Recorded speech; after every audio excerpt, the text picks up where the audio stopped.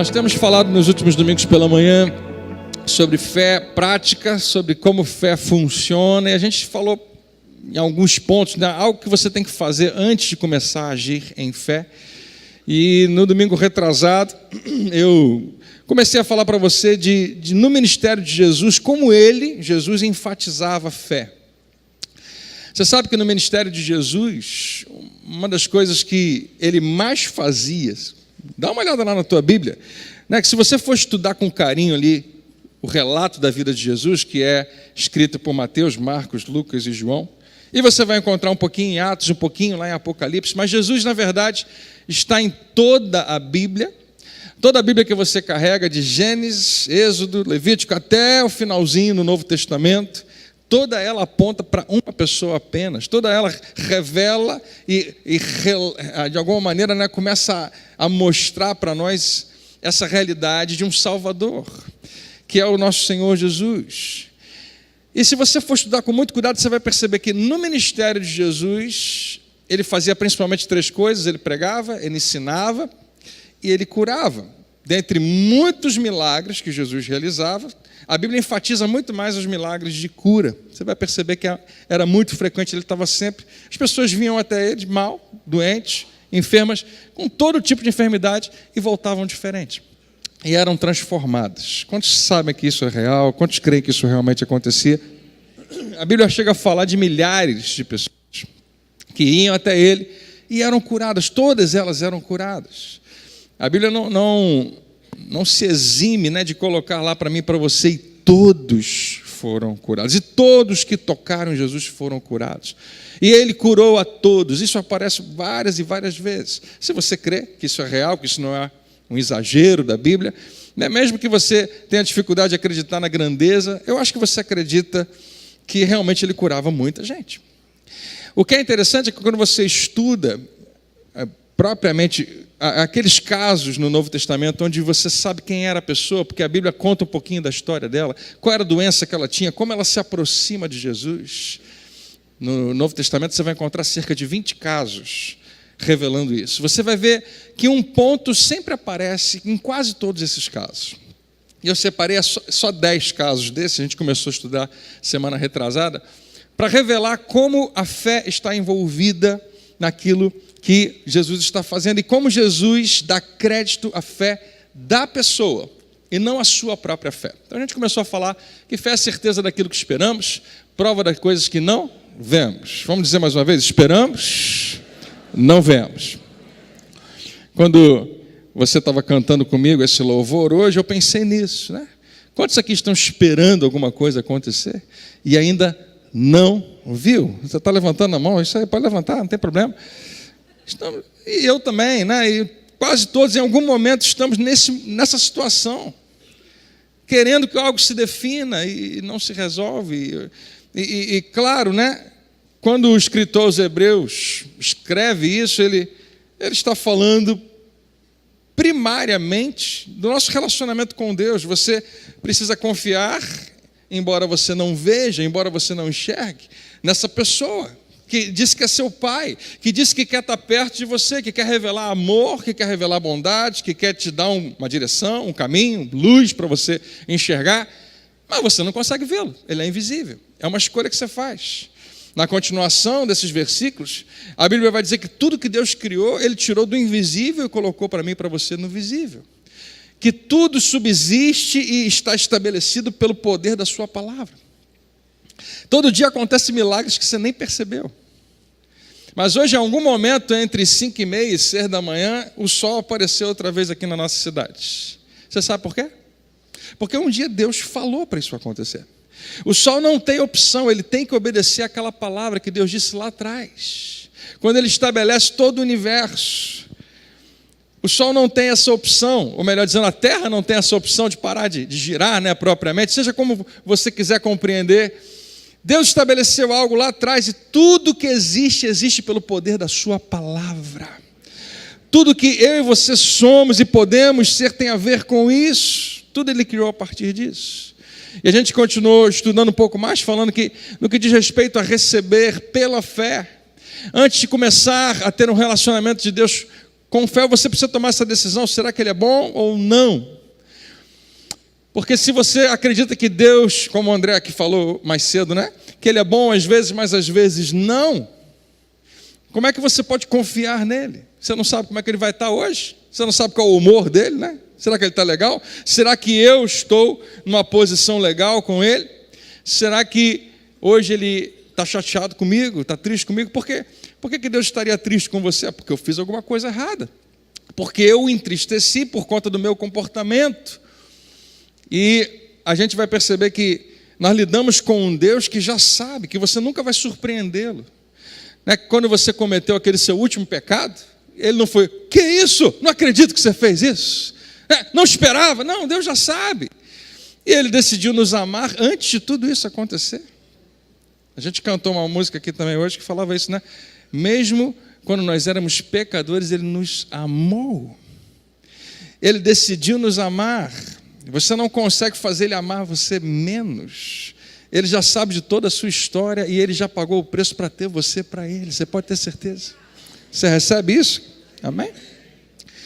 Mas ainda assim essa é uma crise para nós. Se você não confiar que Deus é bom, você não consegue confiar na fidelidade dele, na imutabilidade dele, de que ele realmente está a teu favor. Essa semana Deus falou isso muito forte no meu coração. Deus falou, né, de volta para mim uma mensagem que eu tinha pregado aqui, falou, André, você acredita ou não acredita nisso? E eu chorando no meu box lá, enquanto tomava banho, enquanto estava cheio de questões na minha cabeça, tentando entender algumas coisas. Eu falei, Senhor, eu confio. Ele falou para mim, a gente está legal, eu e você estamos bem. Você pode ter certeza que eu estou cuidando da sua vida, estou cuidando da sua esposa, estou cuidando da sua família. Você não precisa ter nenhuma preocupação em relação a isso. E é uma confiança que tem alimentado o meu coração. Ele realmente é bom. E que alguém diga amém. Amém. Tem que aumentar o ar-condicionado lá, gente. Pede para instalar mais 4 máquinas lá, rapidinho. Vamos lá. Você precisa ter a sua fé alicerçada na palavra. Não tente acreditar em algo que alguém disse apenas, ou em algo que você sente. Tenha a palavra de Deus como base. Se Deus não falou nada, você não tem como acreditar. Mas se Deus falou alguma coisa, você tem uma base firme, sólida. Você pode segurar toda a tua vida ali, que alguém diga amém. Não se permita uma vida de pecado e práticas erradas. Eu sei, pastor, se eu pecar, Deus não vai fazer nada da minha vida. Não, se você pecar, você não vai conseguir ter um relacionamento legal com Ele, porque você vai perder a sua percepção, você vai perder a sua sensibilidade de Deus. Ele continua no mesmo lugar, Ele continua te amando do mesmo jeito, mas você não consegue encará-lo mais. Você não consegue lidar, você não consegue orar e acreditar que as suas orações vão ser ouvidas. A vida de pecado nos rouba de quem nós somos, nos rouba de nós mesmos. E eu sei que é fácil demais falar isso, né? Mas não é tão simples assim, não é tão fácil assim na nossa vida, no nosso dia a dia, vencer certas tentações, reconhecer o que elas significam. Algum tempo atrás a gente falou na série Respire Fundo, que você precisa lembrar em cada tentação o que está em jogo. Está em jogo a sua fé, né? O inimigo está atrás da sua fé, da sua confiança em Deus. Está em jogo a sua família, você pode não perceber, mas todo pecado, qualquer um que você cometa, afeta outras pessoas e afeta as pessoas que você mais ama. Está em questão, está em jogo o seu futuro, né? Porque decisões que você toma hoje, claro, estão afetando o seu dia de amanhã e os próximos dias que virão. Então dá para parar um pouquinho, dá para respirar fundo e tomar algumas decisões. A gente se acostuma com a cultura desse mundo. Nós somos tentados, nós somos seduzidos pelo padrão de vida das pessoas que a gente anda perto delas e conhece, ouve, conversa e vê na televisão e vê na internet. Mas Deus te convidou para um outro padrão de vida, um padrão muito mais alto. Deus quer que você se lembre que você nunca foi e nunca vai ser obrigado a pecar. Mas você tem alguém perto de você que te fortalece para vencer. Jesus não foi só uma vez que Ele falou, vá e não peques mais. Ele não estava colocando o dedo na cara de alguém dizendo, olha lá, hein? Se você pecar, você vai perder tudo que Deus te deu. Não. Jesus está dizendo, há em você a capacidade, há em você o poder, você recebeu de Deus essa segurança e essa certeza de que você pode viver sem o pecado. Eu queria dizer para você hoje, você pode viver sem o pecado. Você pode viver sem a força que ele tem, de alguma maneira, né, afetado a sua vida. Mas a Bíblia fala, para isso você tem que andar no Espírito. Andai no Espírito e não satisfareis os desejos da sua carne. Isso vai mais longe do que a gente consegue hoje, mas é importante você guardar isso para que você tenha uma vida em Deus, que você confia nele. Você não pode esquecer de olhar para isso. E quando eu falo isso para você, eu não estou na expectativa de que segunda-feira, amanhã, você esteja ótimo, nunca mais peque. Não, eu sei que não é assim. Mas eu queria que você não parasse de olhar para isso, que você o tempo todo olhasse, Senhor, esse é o meu alvo, é isso que eu desejo, e eu sei que o Senhor vai me amar de qualquer jeito, mas essa é a minha direção, eu vou viver uma vida cada vez mais pura, cada vez mais santa, cada vez mais íntegra, cada vez mais honesta, eu vou dar um passo nessa direção, e vou me tornar quem o Senhor quer que eu seja.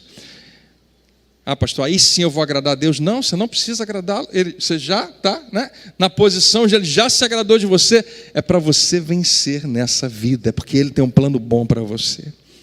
Você não precisa fazer nada para Ele te amar. Entendeu? Guardou? Não? Vou falar mais 10 vezes. Vou obrigar você a falar com quem está do seu lado, que eu sei que você adora. Fala para você mesmo, né? Eu não preciso fazer nada para Deus me amar mais. Amém? Confie e espere nas promessas de Deus. Que Deus prometeu a você, Ele é fiel para cumprir. Amém? E a gente começou a falar desses casos de fé, desses episódios de fé, há 2 semanas atrás. A cura do filho do oficial do rei. Esse homem vai até Jesus, ele é um figurão, mas ele ainda assim se dobra diante de Jesus. Em humildade ele reconhece, você é maior do que eu, Jesus. E eu preciso de um milagre. Meu filho está em casa, acamado. Possivelmente, naquela época a gente não faz ideia, mas muitas doenças levavam à morte muito facilmente, porque não tinha quase nada do que a gente tem hoje. Não se entendia sequer a questão, né, de você esterilizar certos ambientes. Qualquer coisa que acontecia facilmente era infectada e trazia um problema muito maior. Então, muitas doenças apontavam rapidamente para a morte. Esse pai está desesperado pensando, meu filho está acamado em casa, eu já sei o que vai acontecer. Eu preciso de uma intervenção divina. Jesus, você pode me ajudar? E Jesus fala um pouquinho sobre fé com esse homem e fala, pode voltar para casa porque o seu filho vive, o seu filho continuará vivo. E o final do versículo diz, o homem confiou na palavra de Jesus e partiu. A gente volta lá para aquele ponto, né? Número 3, se não me engano, acho que é, que você só pode ter fé, é o 2, você só pode ter a sua fé alicerçada na palavra de Deus. Se Jesus te falou alguma coisa, você pode confiar. Esse homem confiou e foi. Isso revelou que ele realmente confiou em Deus. Pedro, quando tira o pé do barco, ele não tira o pé do barco e pisa na água e consegue se firmar, né, sem antes ter uma palavra de Jesus. Você lembra disso? Que Pedro poderia muito bem dizer, Jesus, eu vou aí, hein? E Jesus ia falar, não vem não, Pedro. Você vai se dar muito mal. Antes disso, Pedro fala o seguinte, Jesus, se é você, manda-me ir ter contigo. Em outras palavras, é como se Pedro dissesse, eu preciso de uma estrada para chegar até aí, e só a tua palavra pode me dar. Manda e eu vou. E Jesus fala, vem, e pronto. Pedro agora tem uma palavra. Quando você tem uma palavra, você pode confiar nessa palavra. Amém? O segundo foi que a gente falou, foi da cura do paralítico de Cafarnaum, que é levado por 4 amigos, desce no telhado, você conhece a história bem, né? Abre um espaço lá. E um aspecto da fé que a gente percebe nesse episódio é que não desiste. Eu não consigo me colocar propriamente no lugar desses caras. Imagina que você é uma daquelas pessoas que está carregando esse cara. Nós vamos lá ver Jesus. E você é um dos mais animados lá. Você está falando para o cara acamado, cara, hoje é o teu dia. Nós vamos chegar lá e Jesus vai fazer alguma coisa, Ele está curando todo mundo, você vai ser curado também. Quando chega lá, você está a 500 metros da casa e não tem mais como andar de tanta gente que tem em volta. E você dá uma murchada, e você dá uma desanimada, e você pensa, eu pensei que a gente ia conseguir hoje. É tão frustrante quando você quer uma coisa hoje e não tem hoje. Volta amanhã, ou volta daqui a uma semana, volta depois, ou não volta porque não tem outro dia, era hoje, pronto. Dependendo do quanto você confia naquele que está lá dentro daquela casa, Você pode desanimar completamente. Você pode dizer, a gente tentou, vamos lembrar pelo menos que a gente teve uma boa intenção, a gente fez o nosso melhor, mas não deu. Esses homens que estavam ali tomaram uma decisão, eles falaram, eu não quero saber. Eu não sei se a gente vai ter que passar por cima desse povo, eu não sei se a gente vai ter que empurrar a gente para o lado, eu sei que não é a melhor coisa, eu não sei se a gente vai ter que... E algum deles deu uma ideia, o que vocês acham de a gente ir por trás? E tentar ver se tem lugar. E não, tem alguma janela aberta? Não tem. Tá, não tem gente demais. E alguém, inspirado, falou, e por cima? Por cima não tem ninguém. Então é para lá que a gente vai. Ninguém teve essa ideia? Não, porque é loucura. Ninguém entra numa casa por cima. Só o Papai Noel. Todo mundo sabe disso, né? Ninguém entra numa casa quebrando o telhado para entrar na casa. E a gente não está calculando tudo isso. E se Jesus não gostar? E se o dono da casa, que alguns dizem que até que era Jesus, fala que ele estava em casa, ficar chateado porque você fez um buraco no teto dele? Não é interessante como o nosso bom senso, que é exatamente isso, é bom, às vezes nos atrapalha. Às vezes se interpõe entre nós o nosso milagre. Às vezes se coloca entre nós o que Deus queria fazer na nossa vida. Não me interprete mal, pelo amor de Deus. Eu não estou dizendo para nenhum momento você deixar de ter bom senso. Mas descobrir exatamente qual é a qualidade da tua fé, até onde ela vai. Até que nível ela vai. Porque uma coisa é ter fé, outra coisa é ser inconsequente, outra coisa é ser irresponsável. Mas a fé que esses caras tinham era o seguinte, nós vamos descobrir algum caminho. Eles descobriram. A Bíblia diz que eles descobriram no eirado algum lugar lá que eles abriram e desceram aquele homem. Sei lá como. Deve ter sido uma bagunça. Mas a Bíblia narra, pelo menos em 3 dos evangelhos, Jesus olhou para aquilo e viu fé. Leia lá a sua Bíblia. Você tem que ler a sua Bíblia. Vendo-lhes a fé, está escrito aqui, ó, vendo a fé que eles tinham, Jesus disse ao paralítico, filho, os seus pecados estão perdoados. E logo depois Jesus curou esse homem. Não é a primeira vez que Jesus vai tratar primeiro com a questão do pecado para antes curar. Ele quer que você saiba que Deus ama você e cura você, porque Ele já recebeu e aceitou você, já aprovou você, seus pecados estão perdoados. Ele fala isso para uma mulher que está chorando aos seus pés, lavando os seus pés, com um peso gigantesco que foi arrancado da sua vida, que era o peso do pecado. Jesus diz para ela, os teus pecados estão perdoados. Isso é a melhor coisa que alguém pode ouvir na sua vida. E a partir daí eu sei, se Ele me perdoou completamente, o que Ele não pode fazer na minha vida? Jesus consegue colocar no coração desses homens a confiança e a certeza de que o que eles vieram fazer ali funcionou, deu certo. Foi uma ótima ideia ir ter com Jesus. Deus ama você e Ele cuida de você. Vamos para o terceiro caso? A cura do servo do centurião romano. Esse é o único lugar na Bíblia que você vai ver Jesus dizendo, eu nunca vi uma fé tão grande. E Ele não fala isso de nenhum judeu. E Jesus faz uma crítica aos judeus em alguns momentos. Ele fala, gente, é incrível como outras pessoas de fora, que esse não é o único caso, tem outros, eles conseguem acreditar mais. Eu não sei te dizer exatamente porquê, mas eu vou te sugerir o motivo. Por que os judeus que precisavam crer em Jesus e confiar nele tinham tanta dificuldade? Em Marcos, no capítulo 6, você vai ter uma prova disso. Quanto mais familiar, quanto mais perto, mais difícil. Na terra de Jesus, na sua própria terra em Nazaré, a Bíblia diz que ele não pôde fazer muitos milagres ali. Marcos 6,6. Não pôde fazer ali muitos milagres. Em contraste, nos outros lugares ele fez muitos milagres. Nos outros lugares que ele foi, muita coisa fantástica, milagrosa aconteceu. Mas ali não. E a Bíblia explica por quê. Eles não conseguiam acreditar. Jesus ficou admirado da incredulidade daquele povo. Indo para um escopo um pouco maior, os judeus estavam esperando o Messias chegar, e muitos acreditavam que Jesus era o Messias, mas muitos outros tinham dificuldade de acreditar, porque não era o que a gente esperava. A gente estava esperando outro Messias. No entanto, quando qualquer um desses, no caso um cidadão romano aqui, uma mulher cananeia em outro momento, e outras pessoas que Jesus até menciona, ficam sabendo que esse homem está curando, elas não querem nem saber de religião, elas não querem saber de profeta, não querem saber do que foi falado ou não foi falado. Eu confio, eu creio. E eles vão até Jesus. Nós precisamos ser mais rápidos para acreditar em Jesus. Precisamos estar mais prontos para confiar nele.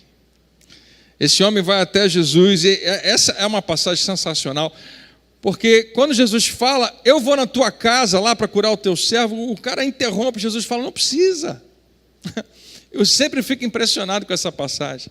Qual de vocês que estão aqui, se Jesus dissesse, eu vou na tua casa, você dizer, não precisa? É o que a gente mais quer, né? E mais, se ele não for na minha casa, eu não sei se eu posso acreditar de verdade. Eu acho que eu só posso acreditar se ele for lá em casa. Nós carregamos algumas ideias que foram plantadas em nós, que só vai funcionar se for desse jeito. Não, pastor, você tem que ir lá. Não, o irmão tem que orar aqui. Não, a gente tem que fazer uma corrente de 7 semanas. Não, só vai funcionar se for desse jeito. Não, se você não fizer isso, Deus não vai fazer aquilo. Você tem que fazer assim para Deus fazer daquele outro. Deixa eu te falar uma coisa.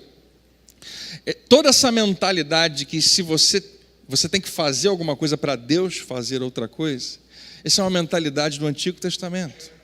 Isso é uma mentalidade bem apropriada para a antiga aliança, porque Deus estabeleceu, se você fizer, eu faço. Se você me obedecer, você vai ser abençoado. Se você não me obedecer, não espere bênçãos, maldições vão vir. Era condicional.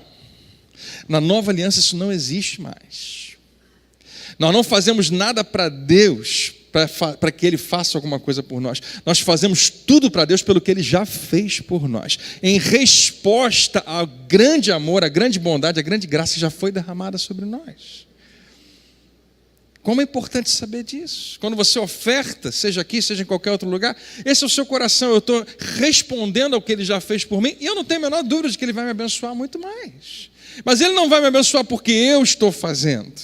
Ele vai me abençoar porque Ele é bom.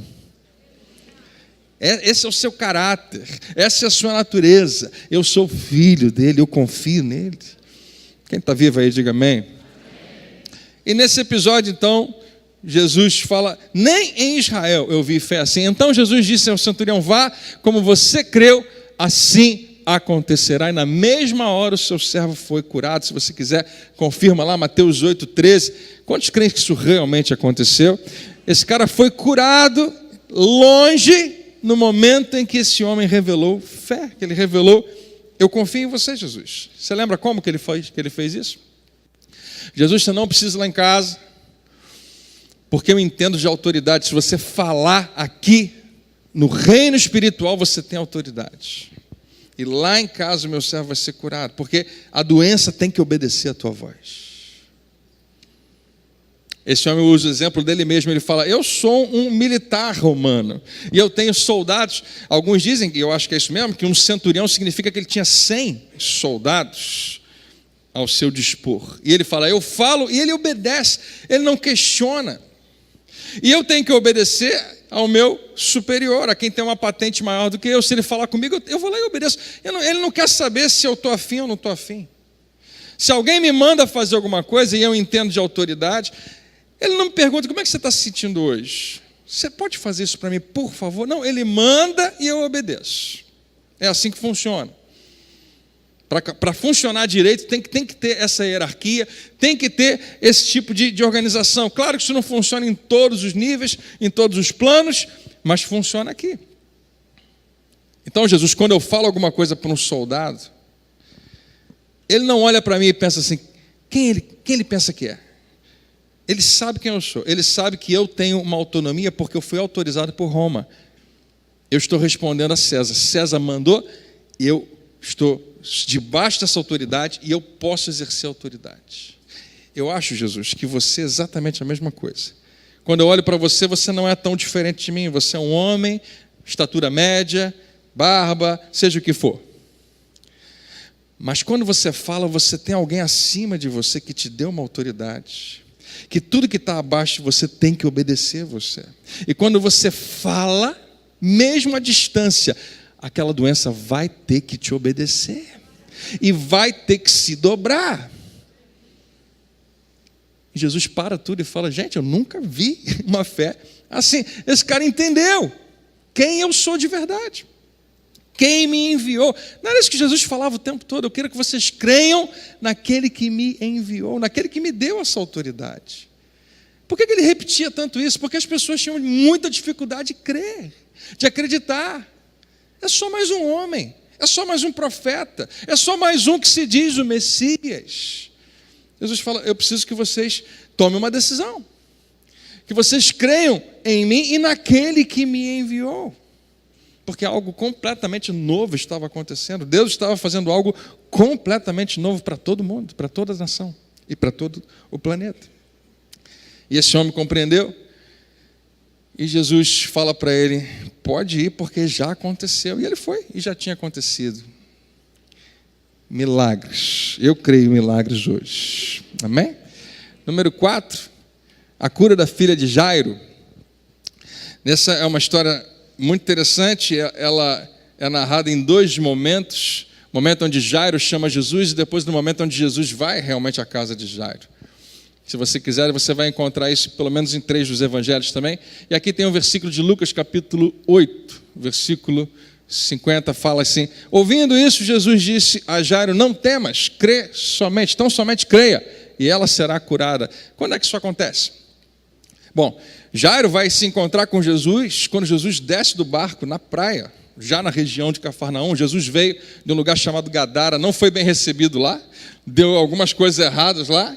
Jesus percebeu que aquela cidade era dominada por um espírito de medo, que inclusive tentou encontrar eles no caminho com uma grande tempestade. Depois a gente fala mais sobre isso. Quando Jesus volta, ele chega em Cafarnaum, desce para a praia e vem esse cara correndo falar com ele.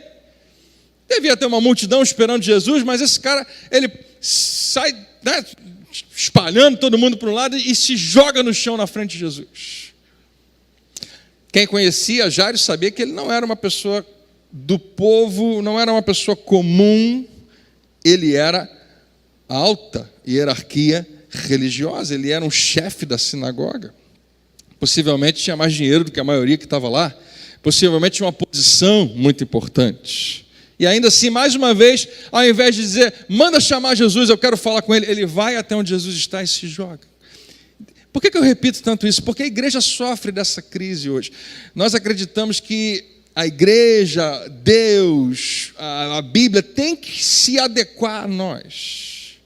Na verdade, nós é que vamos até lá e nos dobramos diante do que Deus quer para nós. Alguém diz amém? Esses caras eram grandes.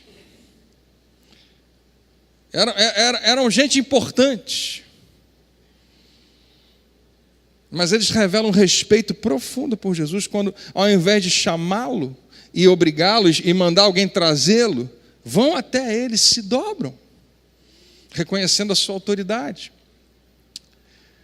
Humildade tem tudo a ver com fé. Tem que andar de mão dada. E esse cara chega para Jesus e fala: Jesus, minha filha está morrendo. Mais uma vez, né? Novinha, 12 anos. Mas ela está morrendo. E se você for na minha casa? E se você tocar nela? Eu creio. O próprio Jairo fala isso. Eu acredito mesmo.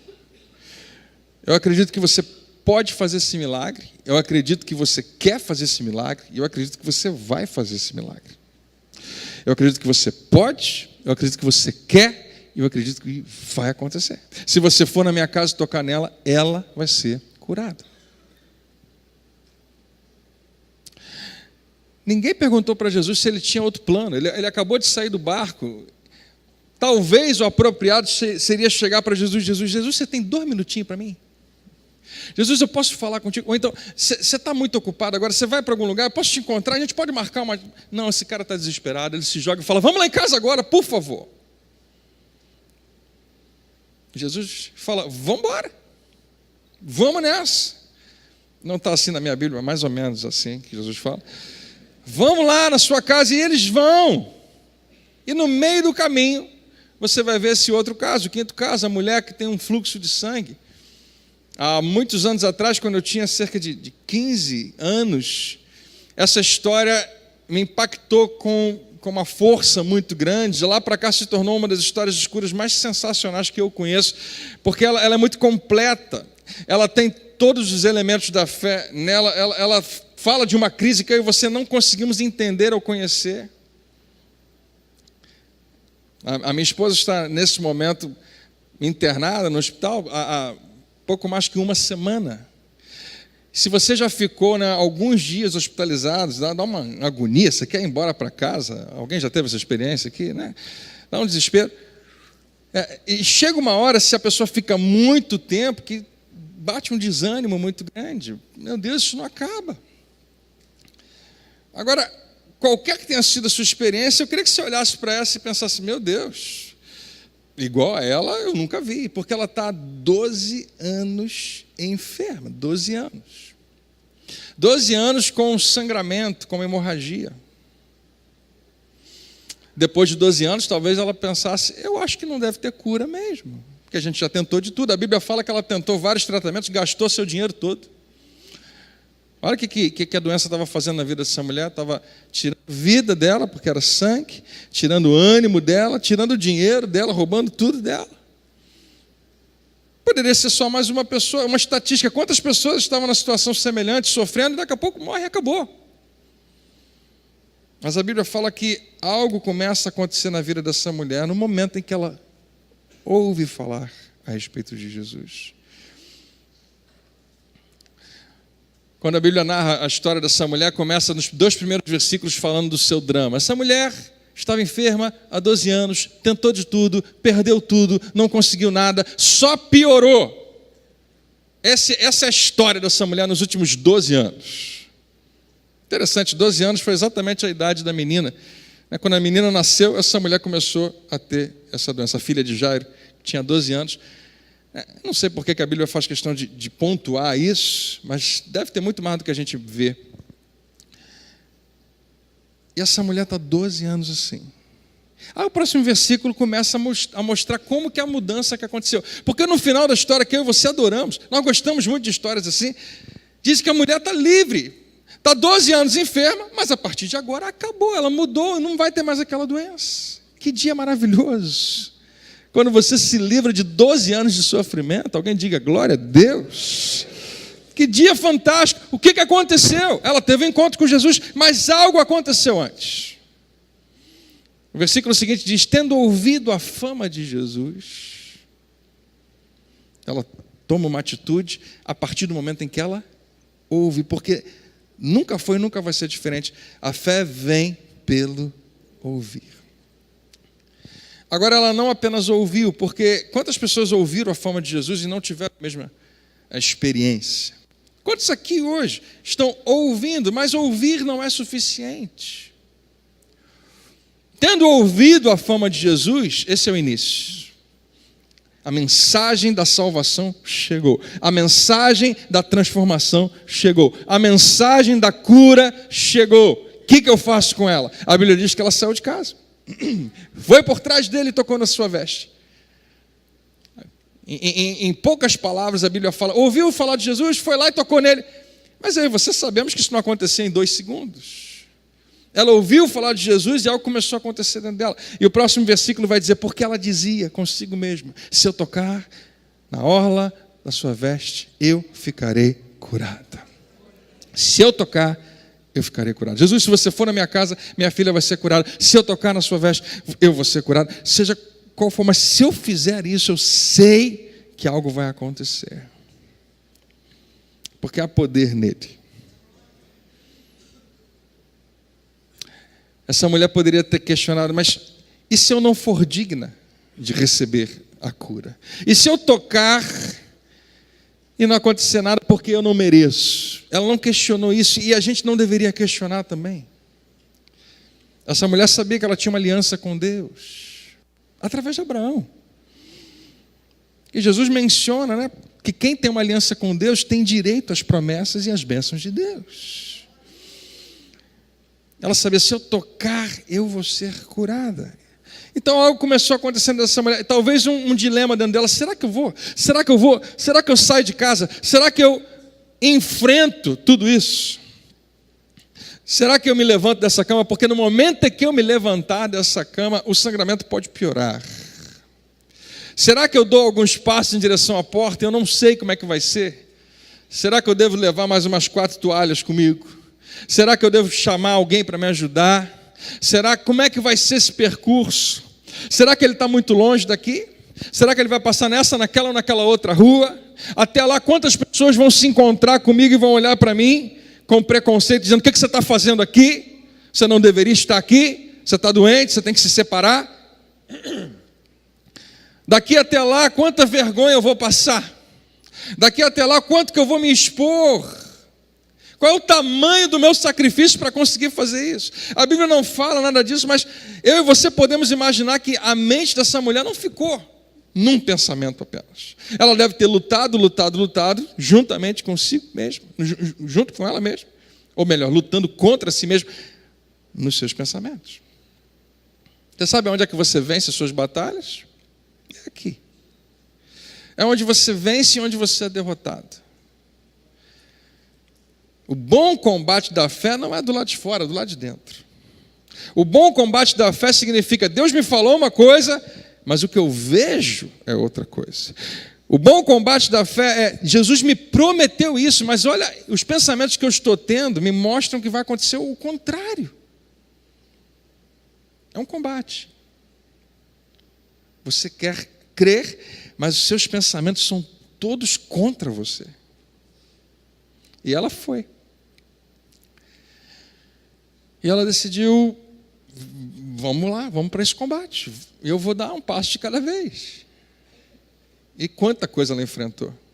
Quanta coisa ela enfrentou para terminar e ter a mesma experiência daqueles 4 homens levando um cara acamado. Tem muita gente envolvendo Jesus. Eu particularmente, se fosse, hoje, claro, uma pessoa que está enferma, desesperada, ela é capaz de algumas coisas que talvez você e eu hoje não sejamos. Uma pessoa que não consegue pensar em mais nada, eu preciso de uma solução para isso, ela é capaz de ir um pouco mais longe. Nós não sabemos os nossos limites. Não há momentos em que você está muito mais sensível a Deus por causa de um sofrimento que você está passando do que em outros momentos. Às vezes, quando está tudo bem, isso é contra a gente, porque a gente se torna um pouco insensível.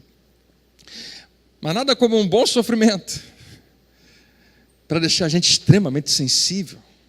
Quando você está passando por uma dificuldade, quando você está passando por um desafio, todas as mensagens pregadas foram direto para você. Deus falou comigo, não falou com mais ninguém, foi para mim essa palavra. Todas as canções que você canta, é como se você nunca tivesse cantado elas antes. Meu Deus, que verdade tremenda está nessa música. Você já cantou 40 vezes, mas nunca cantei desse jeito. Você busca a Deus mais do que você buscava antes. Você já leu aquele capítulo da Bíblia 30 vezes, mas agora parece que foi a primeira vez. O que mudou? A sua percepção mudou. Se fosse eu hoje, eu não gosto de muvuca. Quando eu chegasse lá, eu falava: não, hoje não, vou voltar outro dia. Eu não vou à praia sábado, não vou à praia feriado, para não encontrar você lá, que tem gente demais na praia. Tem gente demais, não tem onde estacionar. Vai voltar todo suado, com areia no corpo, entrar no carro, criança. Não. Vamos dia de semana às 7 da manhã, melhor coisa do mundo. Ou mais cedo, se for o caso. Você já foi num lugar que tem gente demais? E algumas pessoas se sentem em casa. Esse é o meu ambiente, eu gosto disso. Eu curto esse negócio. Para outras, não. Essa mulher não questionou se tinha ou se não tinha. Tem muita gente, mas o meu milagre está ali. E ela foi nadando no meio das pessoas. Sei lá como. Deve ter gente reclamada, deve ter gente que xingou ela. Furando a fila. Ela não quis saber de nada, ela foi lá e pegou o milagre para ela. Ela não fez como Jairo, ela não parou Jesus e falou: Jesus, eu preciso te falar, eu preciso que o Senhor toque em mim. Ela não fez isso. Interessante. A Bíblia faz questão de narrar para mim e para você que ela foi até lá e tomou para ela algo. Jesus para. Opa! Também não está assim na minha versão, mas vamos supor. Porque ele para meio assim, né? O que aconteceu? O que foi, Jesus? Alguém me tocou. E depois de eles discutirem o que é tocar e o que não é tocar, Jesus falou, gente, alguém me tocou porque saiu algo de mim. Saiu poder, saiu virtude de mim, foi transferido para alguém. Tá bom, Jesus, vamos continuar. Não. Isso é importante. A gente precisa parar e falar um pouco sobre isso. E olhar um pouco para isso. Eu preciso que vocês todos que estão aqui, e a igreja de Jacarepaguá daqui a 2000 anos, saiba que isso é possível. Que essa transferência de poder acontece. Que o que está em mim pode fluir para outra pessoa. Que o que está em mim não vai me fazer a menor falta, eu vou continuar cheio de poder, mas você precisa um pouco desse poder, e pode fluir para você. Então vamos parar um pouquinho e descobrir quem foi. E as pessoas, talvez não entendendo tudo que aquilo significava, falam, eu não, de jeito nenhum, eu tocar, de jeito nenhum. A Bíblia fala que todos eles negaram, eu não toquei, não fui eu não, eu estou aqui longe, olha aqui, não, eu estou aqui perto, eu estou aqui, mas foi só um esbarrão, não foi nada. E possivelmente ela também, que estava ali no meio, não, eu não. A Bíblia fala que todos negaram. Tanto é que a Bíblia fala que depois ela fala toda a verdade. Confessa a ele, foi eu, não tens como escapar. Eu acho interessantíssimo esse momento na história, porque por que ela estava com crise? Por que ela não chegou e falou logo, foi eu que toquei Jesus, o milagre aconteceu? Eu acho que é justamente porque ela não interagiu com Jesus, ela em nenhum momento falou, o Senhor pode me curar, ela foi lá e pegou o milagre para ela, e talvez ela estivesse pensando, vai que ele quer de volta, eu não sei. Ele falou que alguma coisa fluiu dele para mim, se ele quiser que flua de volta para ele, eu estou lascada, eu não vou falar nada. Não sei. Mas Jesus só queria deixar algo marcado ali, ele fala, filha, a tua fé a curou, a tua fé te salvou, ou a sua fé a curou. Vai em paz, não fica preocupado, vai em paz e fica livre do teu mal, viva uma vida livre daquilo que estava te aprisionando. Hoje começa um novo tempo na sua vida, mas eu preciso que você saiba, e que todo mundo saiba, que não foi a minha fé que te curou. Mas você, Jesus, tem fé? Tem. Você acredita no seu próprio poder para me curar? Com certeza. Você queria me curar? Sempre. Mas nada disso é tão importante quanto o que eu estou enfatizando. A sua fé. Porque o meu poder nunca vai mudar. A minha vontade sempre vai ser boa, perfeita e agradável para você. Mas o quanto você decide crer em mim, distingue você de todas essas pessoas que estão me tocando e nem falam que me tocam. De gente que apenas quer que as coisas aconteçam.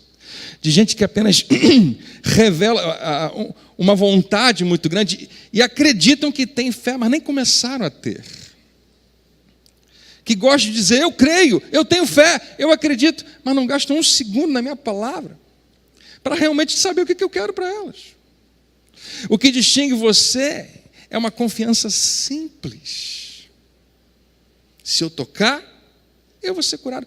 E nada simplesmente conseguiu te tirar disso. Essa mulher não teve sorte. Ela teve uma disposição. Ela tomou uma decisão e se manteve firme até o final. Alguém diz amém? É tão fácil olhar para esse capítulo e pensar, que sorte que ela teve. Não. Leia direito. Ela ouviu e ela decidiu crer. E ela confiou até o final. E ela tinha tudo para desistir, mas não desistiu. E deixa eu te falar, tem gente sentada aqui, talvez ao seu lado, que tem uma história parecida com essa. Que teve um momento na sua vida em que simplesmente resolveu crer, contra tudo o que estava acontecendo. E Deus honrou aquela fé. E milagres aconteceram aqui no nosso meio.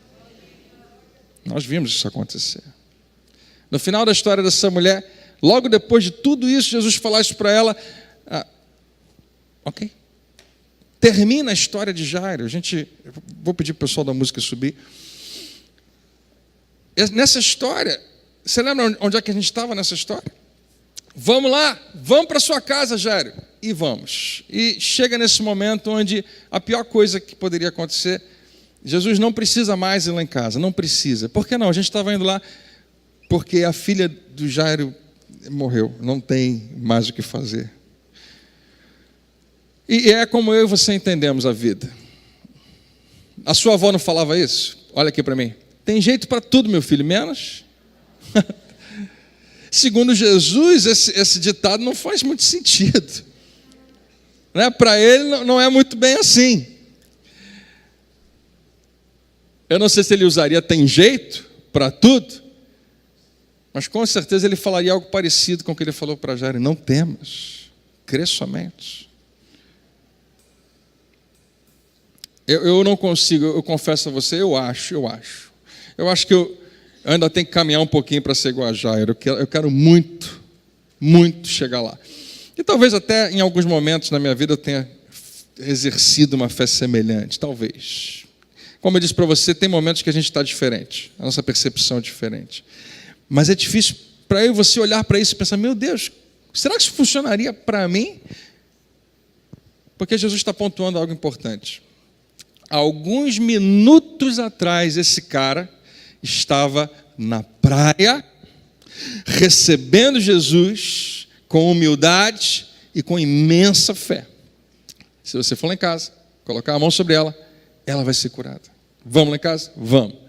Agora, alguns minutos depois, ou talvez uma hora depois, chega a notícia de que não adianta mais. Não incomode mais Jesus. E queria dizer, aí que você vê a bondade do nosso Deus. Jesus poderia só olhar para Jairo, sem falar nada. Jesus poderia só olhar para ele e pensar assim, e aí, o que você vai falar agora? Porque o que você falar agora pode fazer toda a diferença. Ao invés disso, Jesus, ele vai para perto de Jairo, ele ajuda.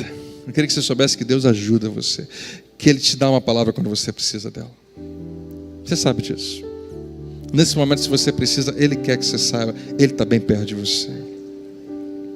Jesus chega para ele e fala isso aqui. Ouvindo isso, Jesus disse, ouvindo o quê? Ouvindo que a sua filha já morreu e não tem mais jeito. Ouvindo isso, Jesus disse a Jairo, não tenha medo. Então somente creia. Agora sim, Jairo. O que você vai fazer com o que eu acabei de dizer que vai fazer toda a diferença? O que você for capaz de fazer com a minha palavra, o que você vai fazer com a palavra que eu estou te dando, é que faz diferença.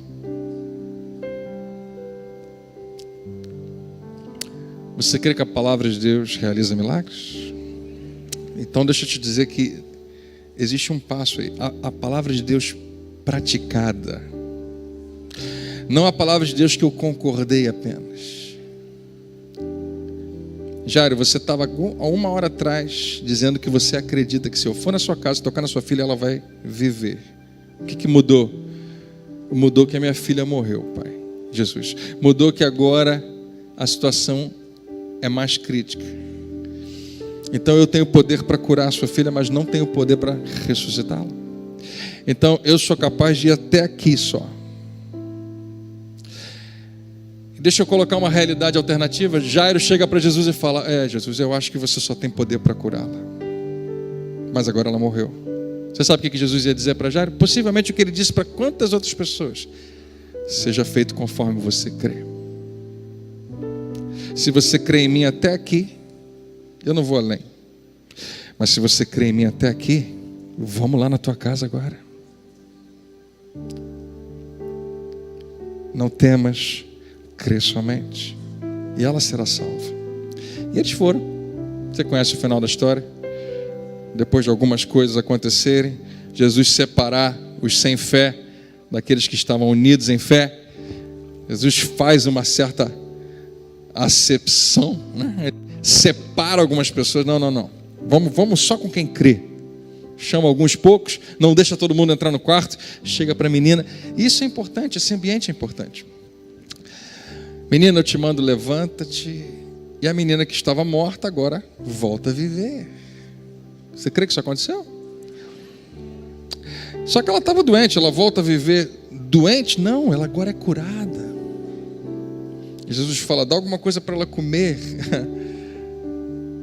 Jesus, o Senhor acabou de tirá-la da morte e da doença. Eu acho que ela não precisa comer não, está tudo bem. Não. Você precisa entender que o natural vem junto. Você tem uma responsabilidade com essa menina também. Não é só o sobrenatural. Existe uma parte que você pode e deve fazer. Amém? Nesses 5 casos que a gente falou, eu achei que eu ia terminar hoje, mas tem mais 5. Vamos ver se semana que vem a gente termina. Mais uma vez, o que está sendo evidenciado como grande herói de todas essas histórias, embora eu e você saibamos, é Jesus, é Ele que cura, é o seu poder e a sua maravilhosa graça. Ele faz questão de dar crédito à fé daquela pessoa. E hoje eu quero dizer para você mais uma vez, eu acredito que fé está completamente associada à cura do seu corpo e ao milagre que você realiza. Mas não vai acontecer só porque você veio à igreja uma vez, 2, 3, 5, 10. Vai acontecer porque você estabelece mais e mais uma comunhão com Deus, uma intimidade com Ele que diz, eu confio, eu já conheço, eu estou andando já há um bom tempo. Eu acredito que o que Jesus falou é verdade. Eu acredito que o que Deus falou é verdade. Eu não tenho a menor dúvida. E eu recebo em nome de Jesus. Amém? Vamos ficar de pé. Eu quero orar por vocês.